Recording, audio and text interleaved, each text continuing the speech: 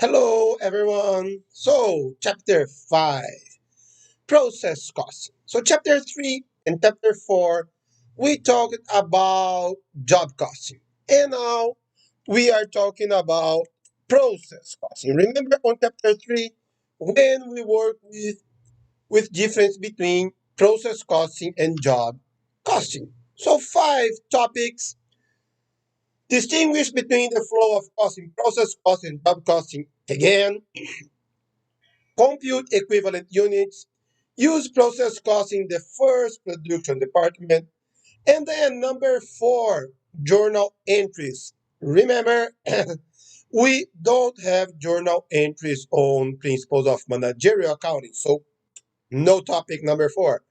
And 5, process cost in a second or later production department. So topics number 2, 3, and 4, we will be also working with our Excel file that is on Moodle, our chapter 5 Excel file. Okay? Distinguish between the flow of costs in process and job costs. So remember, job costs in unit goods, small batches, service companies. Process costs in series of steps to produce large quantities of identical units. Jelly Belly, Shell Oil, Budweiser, Coca-Cola, PepsiCo, and so on. So we start with our productions and so on. So job costing, we have a lot of jobs and we combine, we have the finished goods. Process costing, we have a lot of process, but we have here process number 1, number 2, number 3, number 4. And all of this process here, we have direct materials, labor, and manufacturing overhead. So it is not a series of jobs and then we combine them. It is a flow of process, and then at the end of and here at the end of our process we have our finished goods. And then journal entries, don't worry about that.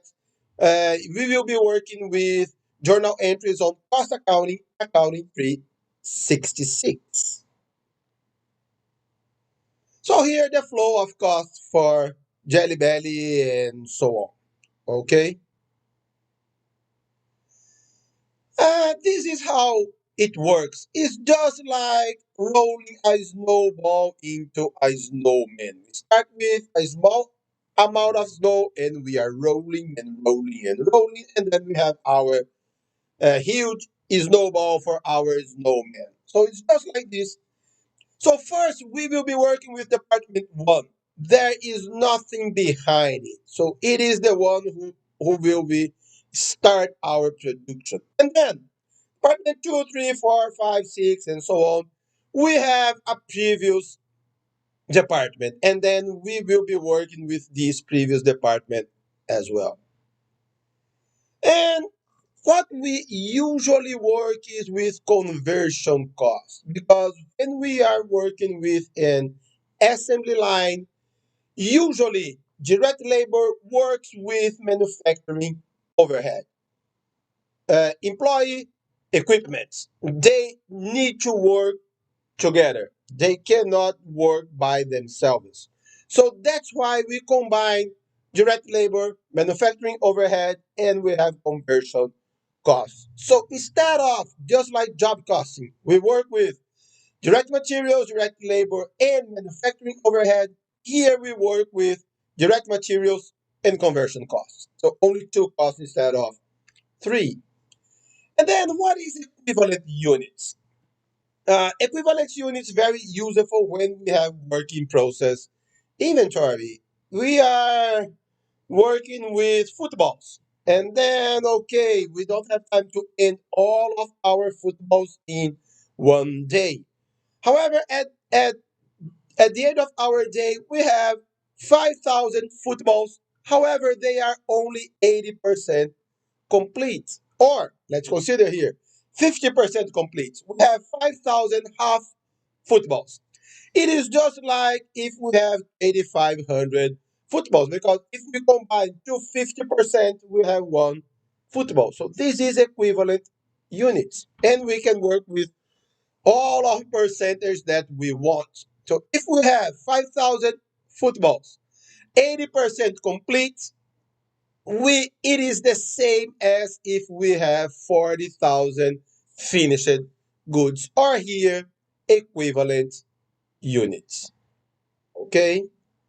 And then inventory flow assumptions. Usually we work either with weighted average. Now we will be working with this method. We don't need any adjustment and so on. Or FIFO, first in, first out, FIFO, again, cost accounting. Okay, because FIFO is much more complicated and usually very small number of companies work with FIFO. Process cost in the first production department. We have 5 steps. The 5 steps that we will be working in our Excel spreadsheet. Summarize the flow of physical units, the output in terms of equivalent units, summarize total cost, compute the cost per equivalent units, and then assign this cost to our units. So what do we have here? Uh, let's go to our Excel spreadsheet. Let me delete some numbers here.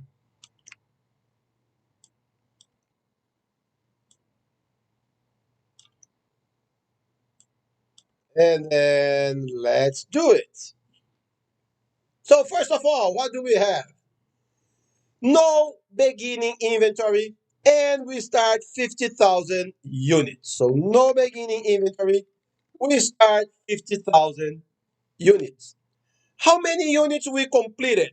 We completed 40,000 units, and our ending inventory is 10,000 units. So the total physical units accounted for will be the same. Of course, they will be the same because, okay, I have these units here, and then how many units were completed and how many units are on my ending working process inventory. And then equivalent units. For the completed, they are 100% completed. So 40,000 times 100%, it will be 40,000. So we only equal the same number. However, the ending working process, if it is working process, it is not 100% completed for both. So let's see what we have here. Partial complete, 100% for direct materials and 25% for conversion costs. So 100% for direct materials, the same, and only 25% for conversion costs. So our equivalent units here, 50,000 for direct materials, everything is completed. We don't need to add any direct materials now. However, we have only 42.5 equivalent units on conversion costs. And here we are working with the first department, the shaping department. Let's check our costs. If we have no beginning inventory, no cost for beginning inventory. However, let's check our direct materials and conversion costs for October. 140 for direct materials, 68 for conversion costs. So 140 and 68. So we have here $208,000. This is our step 3. And usually these numbers, they are given numbers. And who gives this number? The financial accounting office, the financial accounting department. Okay, how much is the cost per equivalent units? Here is just like job costing, our cost per unit, total cost divided by total units. So total direct material costs, 140. Total conversion costs, 68.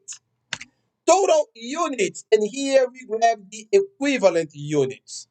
So direct materials, 50, and then equivalent cost per equivalent units is total cost divided by equivalent units.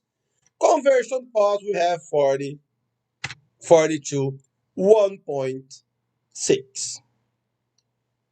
And finally, our step 5.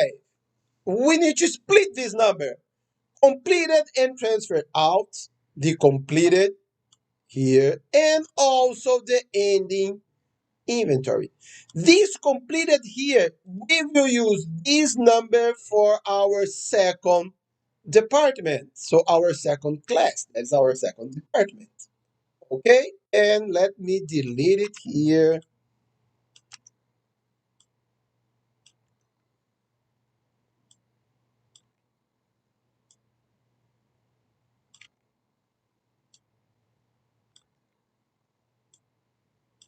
Oh, so let's do it. Equivalent units completed. Equivalent units completed. It is here. Equivalent units completed. So first of all, direct materials, and then conversion costs. Ending inventory, equivalent units in ending working process. 10,000 for direct materials, 2,500 for conversion costs. 10,000 direct materials, 2,500 conversion costs. And then how much is the cost per equivalent units? 280 for direct materials, 160 for conversion costs. So the total cost will be units times cost per unit for direct materials for conversion costs, and then total is both costs combined. For working process, the cost per unit will be the same, 280, 160. So it will be the same here, 28 and 4. So 32. And then the total cost, 208, is the same total cost of step 3. Because, just like job costing, we are not adding costs, we are not reducing costs, we are splitting our costs. And then, okay, how much the cost per unit? Not when we combine direct materials and conversion costs. So the cost assigned to units, 176. The partially shaped, that is the ending working process, 32. Units accounted for. Units accounted for. How many units? Not direct materials and conversion costs, but units. Completed, 40. Partially shaped, 10. So we have 320 is our cost per unit for working process inventory and 440 for the completed shipments. Okay, guys, so this is the first department. Let's double check with our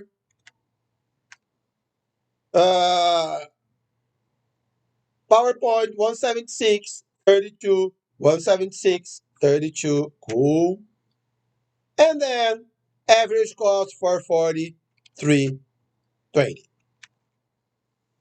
And then let's go to the second department. The second department here. So what do we have? Beginning working process, we don't know yet. However, the transferred in, we transferred 40,000 units. This one we know. And then uh, the transferred in costs. The transferred in costs that we transferred to the second department is 176. These two we know. Okay, and then uh, what else do we have?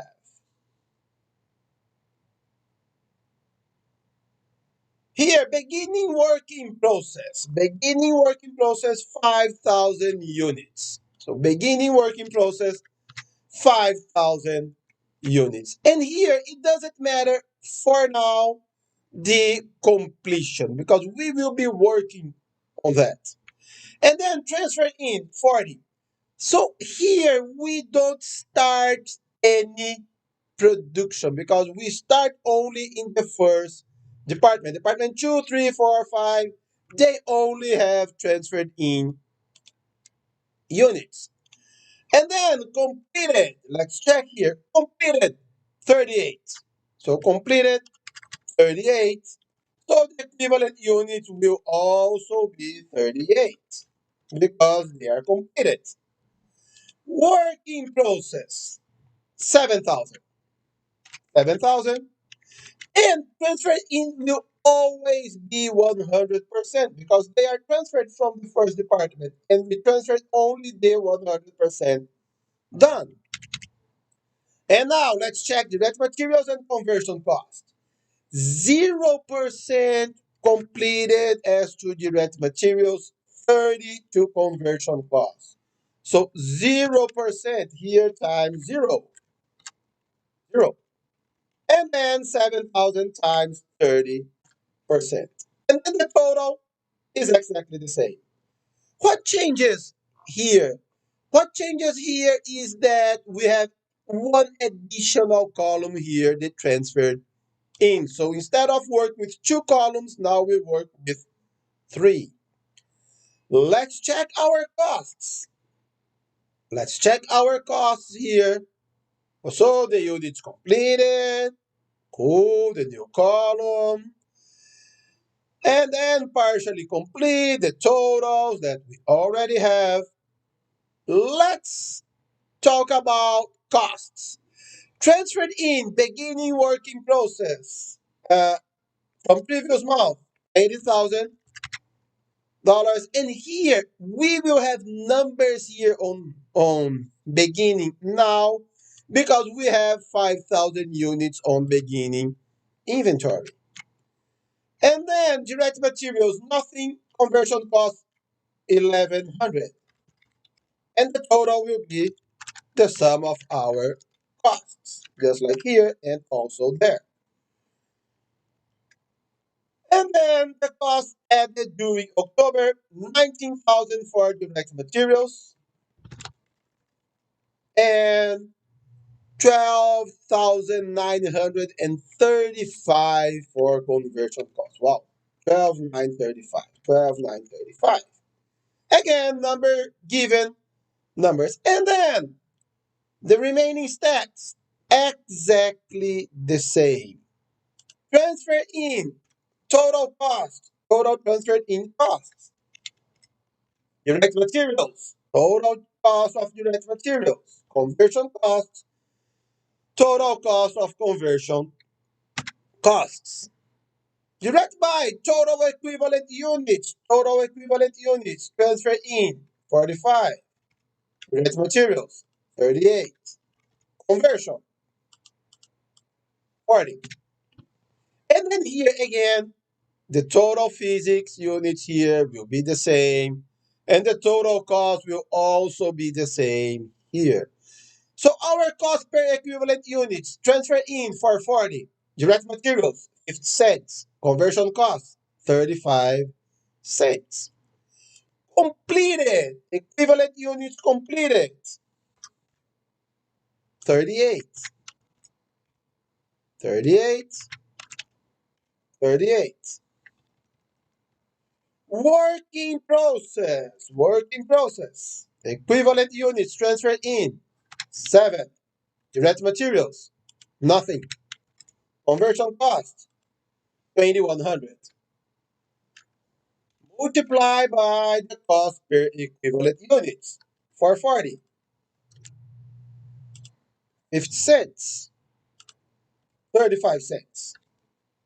And the working process, the same cost per unit, 440 cents, 35 cents. And then cost assigned or our total cost units times cost per unit. So 199.5, 31,535, 231,035 here the same. And then Transferred out to Department 3. We will transfer this 199 and we will be transferring these 38,000 units. So our total cost, the shaping department, I think we don't have this info here. So here, 238, and then here, completed shaping, cost assigned to units, completed, 199. Units, completed, 38. So 525. Shaping departments here, total costs, the transferred in, 198. Units, 38. Or 45, 45. 440, yes, the same 440 here. And then partially shaped, it is, usually we don't have it, but it is 31 here divided by 7 units here, 451. So the shaping department, 440. We added 11 cents for the partially shaped. And then we add, let me see how much. We add more, 74 cents for completed shaped. Okay, guys, so the process costing is a completely different way, but the logic is not so different. So take a look at this Excel file, try to fill it by your own, and then you will be good.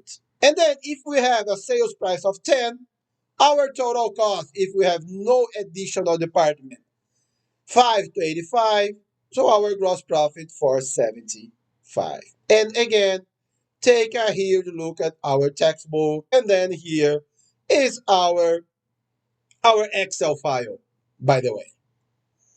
Okay, guys, so this is the end of chapter 5.